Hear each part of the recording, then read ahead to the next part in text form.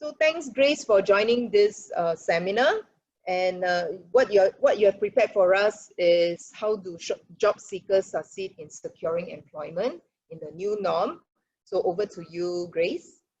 Okay, thank you, Eileen, and thank you to WSG for this opportunity to share and to really interact with the participants. So I'm going to go through 3 areas. First is on the new norm, or rather we call it the next norm, and what's the implication for us as job seekers, whether you are looking for new employment because you lost your previous job, or whether you are looking for a change in your career or just to upskill. So we'll take a look at how this next norm and what's the implication of this next norm to you. Then we're going to move to the next 15 minutes and we will share 5 traits on how it will help us cognitively to stay employable. And the final 15 minutes, I'm going to share with you what employers are looking for from a skill, both soft skill and hard skill point of view. I recruit every day, so it's really good to hear from a recruiter's point of view. I also interview with candidates and I connect with hiring manager, with companies. So I will share with you their perspective as well. So let me just start with the new norm. The new normal. So what comes to mind? Can you just type in words that come to mind when we talk about the new norm? Right. Okay, I can see a few answers here. So definitely we are talking about a world that is highly distributed and of course digitally enabled as well. So words that come to mind are social distancing, e-commerce, telemedicine, remote work, and so on. I'm going to share with you a few more points that you might or might not have thought about. Return to traditional. So you're seeing that most people are really looking at going back to what we were used to. So for example, for travelers, do you remember how we used to try out Airbnb and we would go on a holiday and probably rent an apartment from the owner? Today, travelers go back to the hotel or to some service apartment. And what's the reason for that? Simply because we want to have that peace of mind to make sure that there's cleanliness and sanitization and so on. And similarly, you'll find that most of us really go back to our traditional habit. Try and observe for yourself in the next couple of days and see if it's true. Protectionism and reshoring. We have heard this every day and still continue to hear it. The trade war is getting colder. Don't know if you agree with that, but certainly some countries are a lot more protective of medical equipment, of medical supplies, on medicine, and even certain food items. And people are looking at reshoring. What that means is the entire ecosystem change, and we are bringing it back home. So from offshore to nearshore to onshore. Social distancing, well, we have a fair share of that experience, and a low-touch economy. So gone are the days when there's high touch. So you see a lot of white elephant.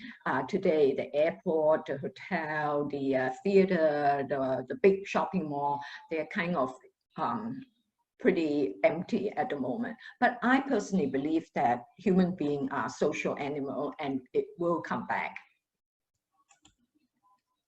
A transformed labor market and the gig economy will expand. Today in Singapore, we have just over 200,000 gig workers, and typically they are Uber, Grab, Foodpanda, and so on. But going forward, I believe that the level of the job level of the gig workforce will expand and expand rapidly. So it's not unusual for us to have more than one job and work for more than one company. Healthcare, medical industry will expand, that's without saying. And in Singapore, we're very, very fortunate because we're so well positioned. 30 of the top medical companies are in Singapore, and it's expanding not just in manufacturing, but in the R&D industry as well. Digitization speed up, whether you are in any function, you know, HR, SCM, and so on, digitization has to happen. And of course, remote work, we're all experiencing it every day.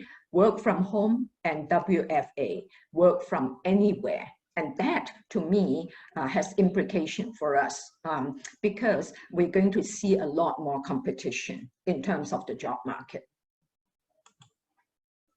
E-commerce accelerate, government has been really, really supportive, you know, 90% of the setup cost for retail, and also extending it further to even store holders and so on to promote e-payment. And I'm sure, you know, there will be a cashless. I still remember going into McDonald's one day and my phone was, you know, having low battery, and I pay cash, and that uncle at the counter looked at me like, which dinosaur is this, you know? So I think going forward, it's going to be a very, very much e-commerce digitalized world. And here there are some industry that you might want to consider. Domestic logistics, we talk about reshoring, so a lot more bringing back home, building up of domestic logistics, digital marketing to support the different sector, and of course web design if you are that way inclined. And one more, advanced manufacturing. Robots, remote control processes, 3D printing is going to expand even more. I'm sure you've read last week, NTU talk about, you know, coming up with a bathroom in 9 hours. And we have seen how 3D has actually worked on the medical implant and clothing, textile, and so on. So something to think about, you know, with all these changes, what is the implication to us as job seekers? I'm going to move on to share with you some of the, I'm going to move on to share with you some hot jobs that I'm seeing in the market. Maritime. Think about it, 80% of goods are through shipment. And so, and it makes up 7% of our Singapore GDP. So maritime will be here to stay. A lot of jobs in that area still, so if you're looking into that. 4G SCM, later on we'll talk a lot more about SCM. This is the 4th generation SCM, and we have heard so much about how SCM has to be reinvented and reimagined. Data, you know, in the past it's always cash is king, now data is king, content is king. And with data being the new currency, there are lots of such jobs around. And I think as you transition or look for new jobs or upskill, you should really definitely look into data and work on some of those skills that you probably have always wanted to learn. Cloud computing, another big area. Amazon is still hiring 175,000 jobs. I have a good friend who works for Amazon, and she was telling me at any point in time, she's holding 30 positions and is rapidly having to fill these positions. We've also seen Alibaba investing 28 billion, just announced last month, into cloud computing.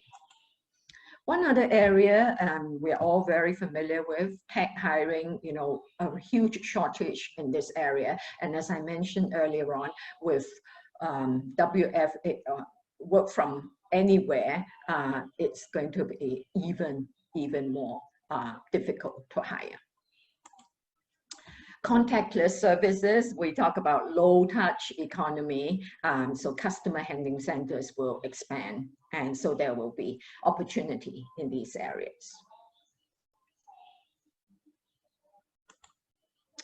I just cut and paste, oh, it's 24th of May, but I will update this one to a bit more. But look at all the jobs that is around, you know, from technical companies to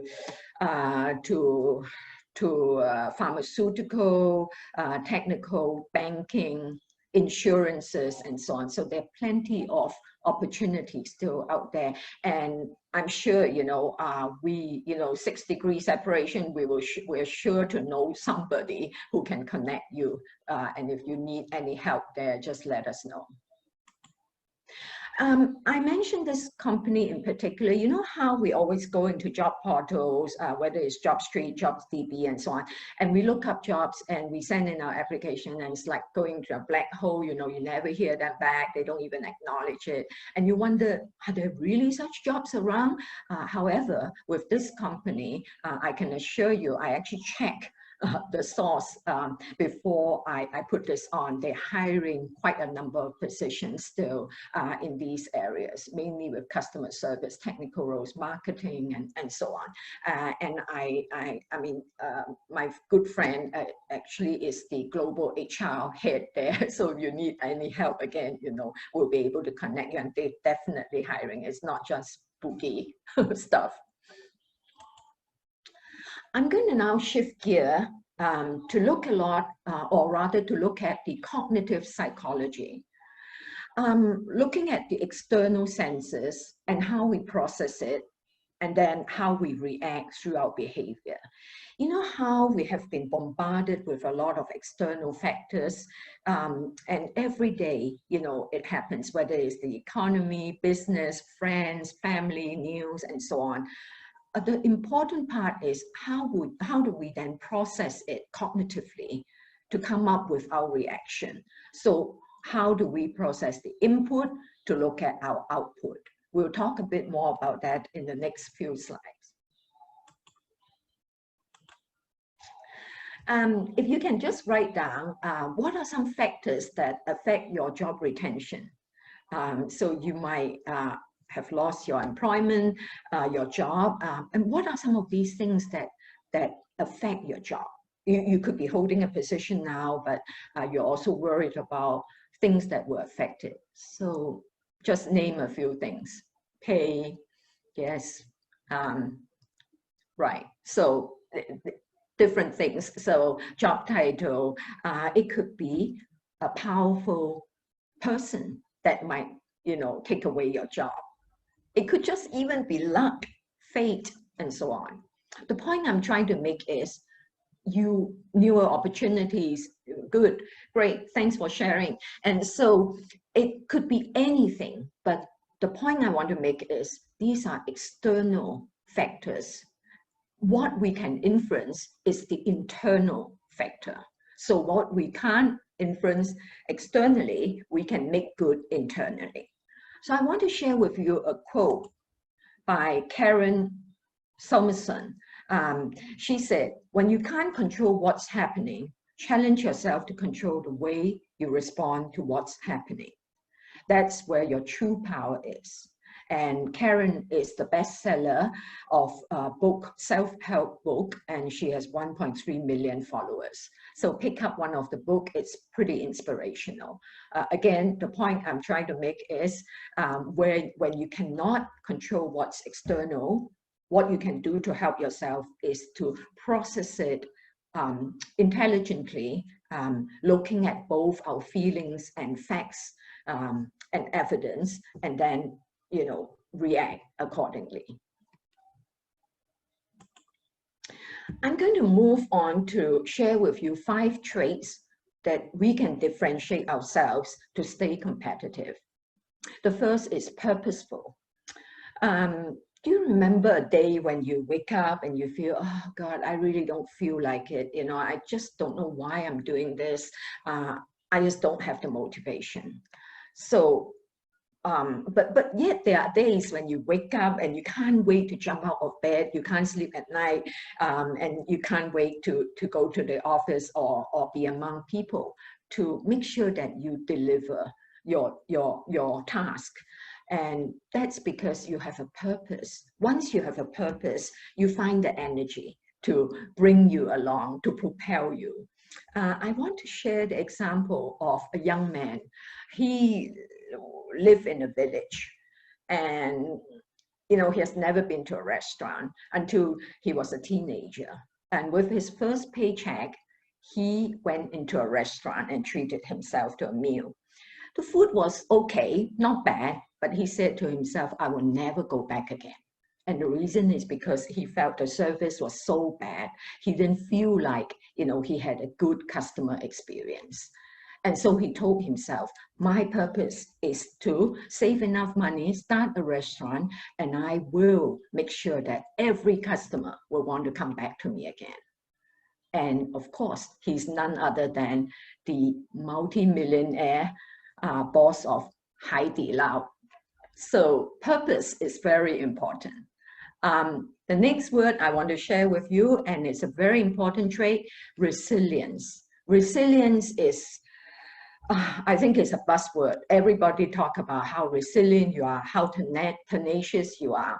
And indeed, it's very, very important because unless you are resilient, you will not be able to catch those curveballs that come your way.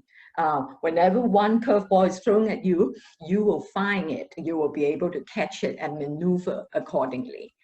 I remember teaching a workshop on navigating organization. At the end of the 2 days, I felt really fulfilled because participants were able to then understand the concerns of the stakeholder, and they were able to bring people around to advocate their idea. So whether it is the customer, their colleagues, their peers, and more importantly, the key stakeholder, and to make them see that it is in their interest to see your point of view to help the business. So staying resilient is important.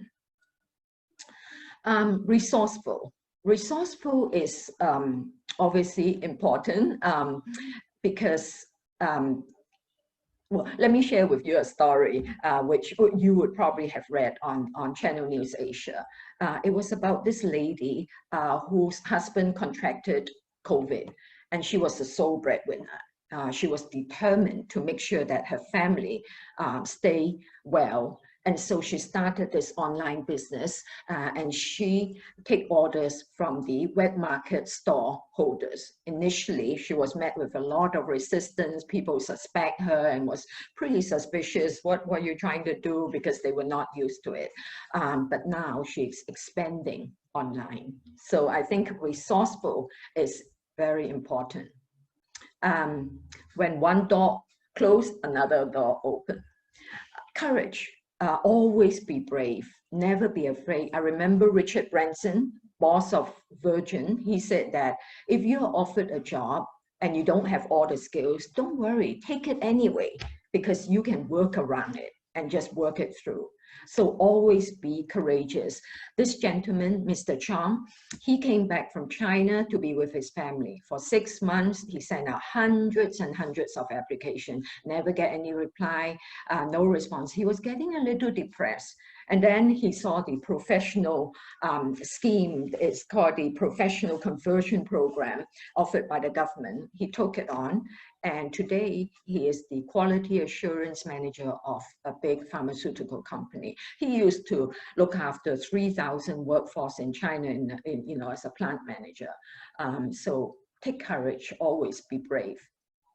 And one more trait that I want to share is realistic. Realistic. It's so important to be realistic. I mentioned that the gig economy is here to stay and will expand. And so let's just be realistic about our jobs. It will not be unusual to have contract work only. Permanent job is probably a thing of the past. And always be realistic to take on 2 roles. If you have to take on 2 positions, it's all right to do so as long as the company supports it. And the government is actually encouraging company to support that. Also, at the same time, with gig economy, think about it. These are people that move from project to project. And they don't really need a lot of managers these days. So if you're looking at, resuming your managerial role with, lots of people reporting to you, that might again be a thing of the past. And you need to readjust and be realistic and move along, with the climate.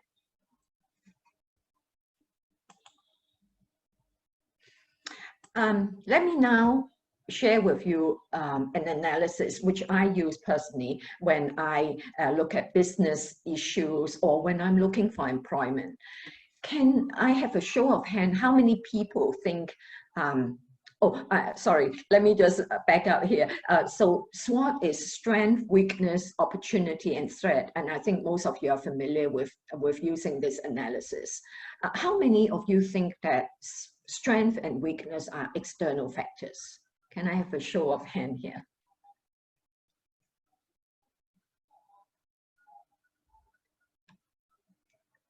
Nobody. That's good. Great. Excellent. So you're right. You know, strength and weakness is definitely internal. Opportunity and threat, on the other hand, are external factors. So how do we then look at and use it? I just cut and paste this analysis. But essentially, what they're saying is strength and weakness are internal factors, and opportunities and threats are external factors. However, we can control the external factors using our internal strength. So, for example, where there's an opportunity and you then look at your strength, when you apply for this job, you might have the skill, you might belong to the same industry.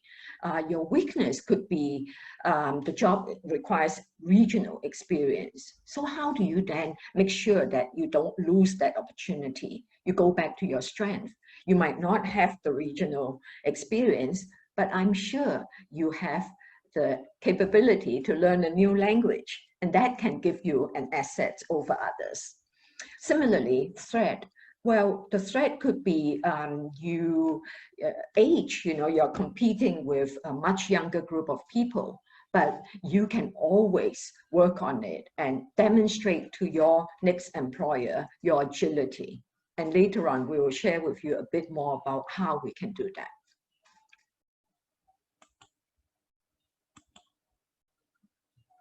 So I'm going to share with you now what are some of the soft and hard skills that's required. Well, LinkedIn did a learning survey with 600 million professionals and 20 million jobs. And this is what they have found. The skills company needs most in 2020. I mean, these are the hard skills. We went through it earlier on, so these will stay. And then these are the soft skills: creativity, persuasion, collaboration, adaptability, emotional intelligence. Not necessarily in this order, but they're equally important. Let me now share with you what we mean by each of these skills. So the top 5 skills, we begin with creativity. Organizations are always looking for people to find ways and means, solutions to solving their problem. And very often we live with this myth. We think that I'm either creative or I'm not.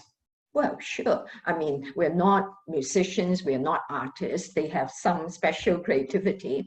However, I truly believe that every one of us can be creative. And I would highly recommend that you go for a program, enroll in a program that help you look at your barriers. What are the barriers that cause you to be less creative currently?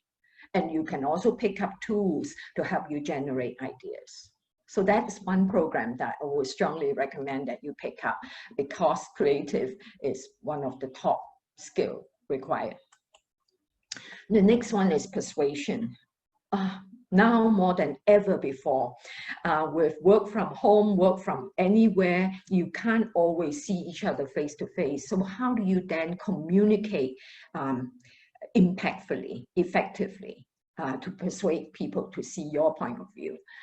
So I think it's important that you actually learn how to go into this area of persuasion. And there are programs out there. You can actually test your current persuasion skill. And these are all free online tests that you can go through. The next one is collaboration. Isn't it true that no man can be an island?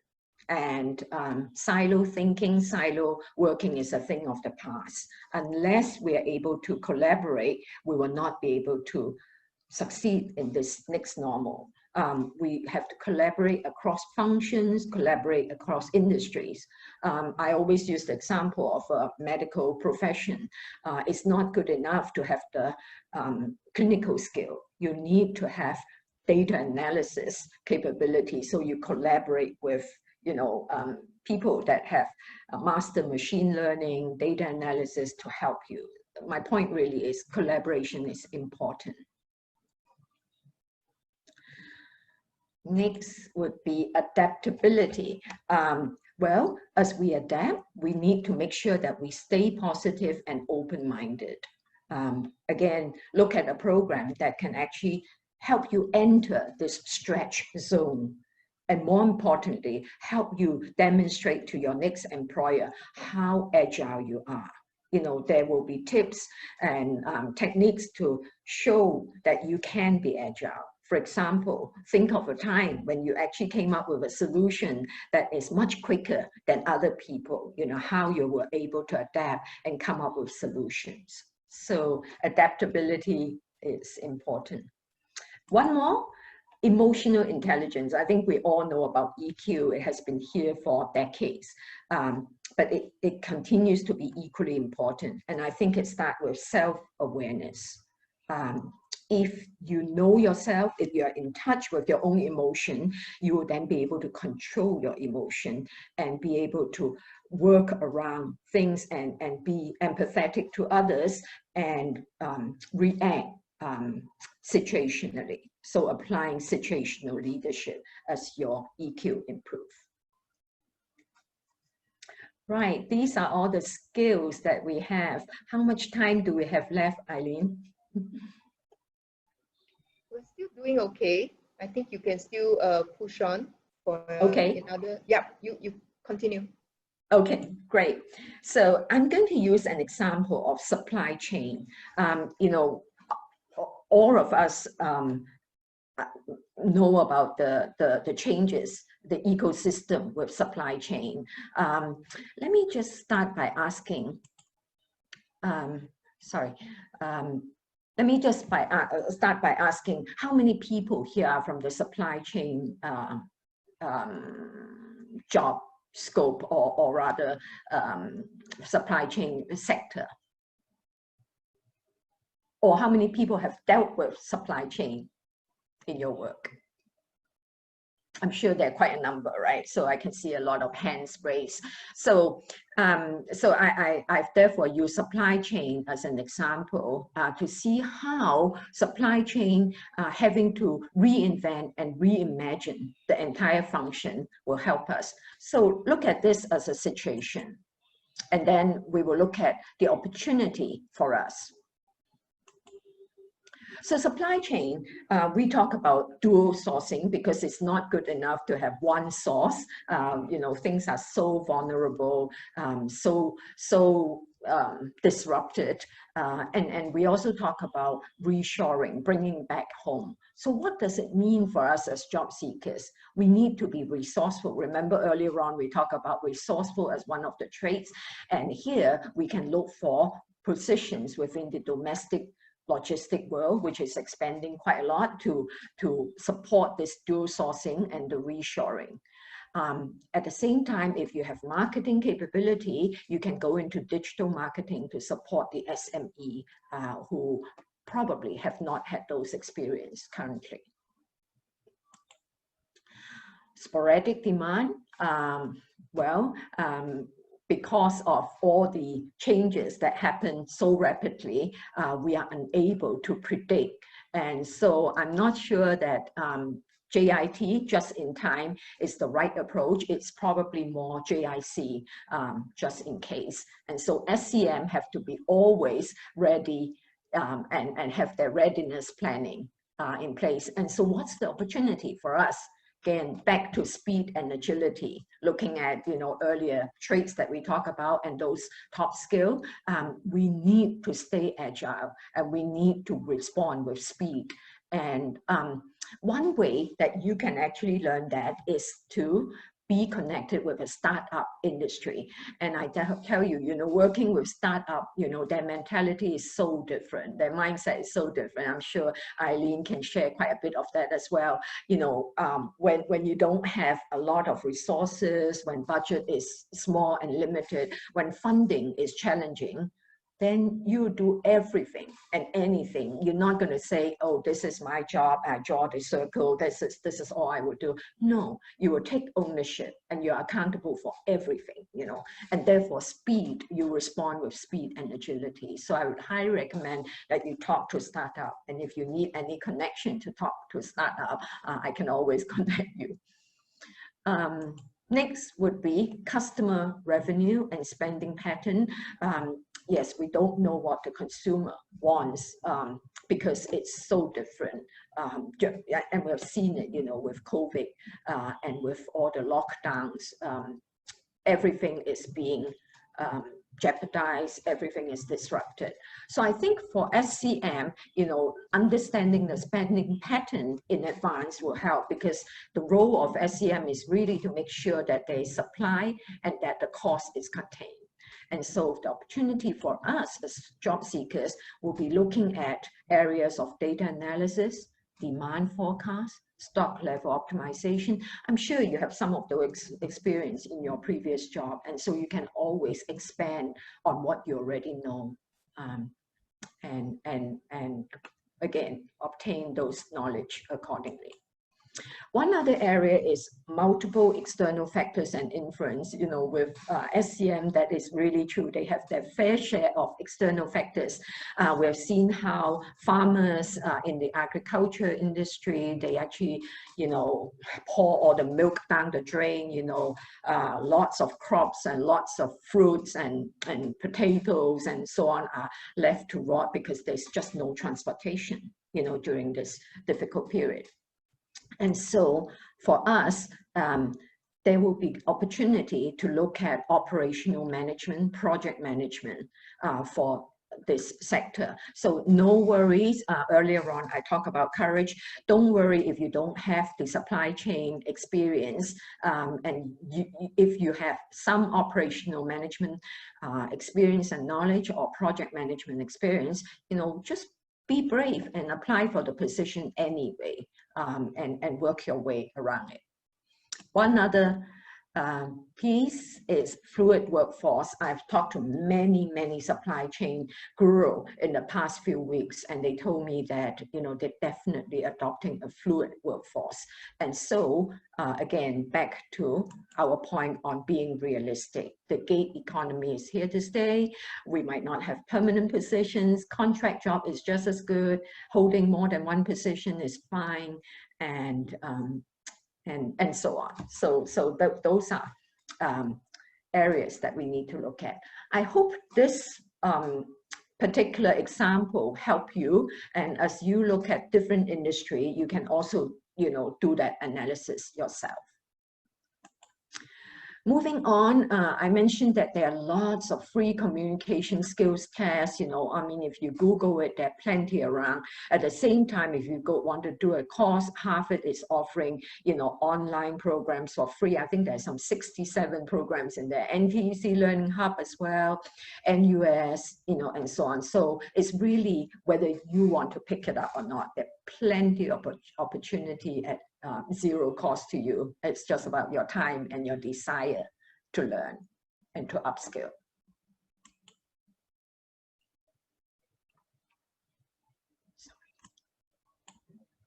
I actually have one more slide. Sorry. Go on. Don't know what happened to my screen. Sorry, just. No, that's good. Yeah. So all these are free courses. Okay. Oh, yeah. Cool. You're back on. Yes. Right. Thank you, Eileen. Right. This is my final slide.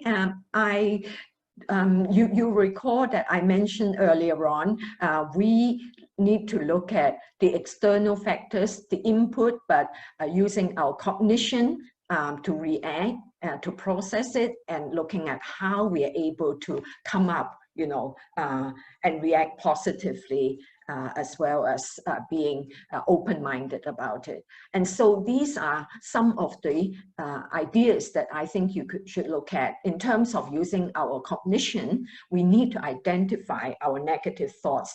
There are bound to be days when we have negative thoughts, but write it down, pen it down, take a look at it, and then look at some of these thinking error. Thinking error are things like, you know, we always think that, oh, I'm to be blamed, you know, or you might exaggerate, thinking that a small default will lead to a catastrophic, you know, failure, that there will be big problem. No, you know, it's just a small little error that we have made. So don't worry about it. We can always fix it. And at the same time, a lot of us think that life is like it's binary, is either black or white, you know, 1 or 0. It's not, you know, there are many ways to address issues. What we need to do is to balance our thinking. Don't always rely just on our feeling, but look for evidence. Look for facts to back up our mind or our thoughts. You know, it might not always be correct. For example, if you went to an interview previously and the interviewer asked you a question and you didn't have those experiences, doesn't mean that you're bound to fail in the next interview. Every interviewer have different experience and different needs. So, you know, always back up what your thoughts are with evidence and facts. Learn new skill. This is a very good way. You know, earlier on, I shared with you Karen Solomon's book, best-selling self-help book. I find it very inspirational. So you might want to just pick it up online or a hard copy and refer to it. Moving to the behavioral side, it's equally important to make sure that you monitor your activity. And again, look at the thoughts and the feelings, not just one or the other. And stay active doesn't mean that if you're looking for a job and you're not, you know, employed, doesn't mean that you can't stay active. You know, do things, read a book, you know, go for an online test to test your own skill, or even just anything, you know, just do things that are pleasant to make yourself feel good. And when you have achieved it, try to reward yourself. Maybe have a snack or go and get a drink that you love most and reward yourself accordingly. And more importantly, or just as importantly, face your fears. Do not try to escape and don't avoid it. You know, this will definitely give you a very, very promising employment track going forward. Okay, let me just stop here and see if there are questions. Okay, so thank you very much, Grace, for all this.